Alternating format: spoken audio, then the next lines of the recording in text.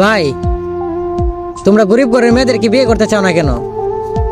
শোনো ভাই, একটা কথা বলি, তুমি বিয়ে করার পর তো তুমি আর তোমার শ্বশুর বাড়ি গিয়ে থাকবা না, ঘর জামাই তো থাকবা না আর।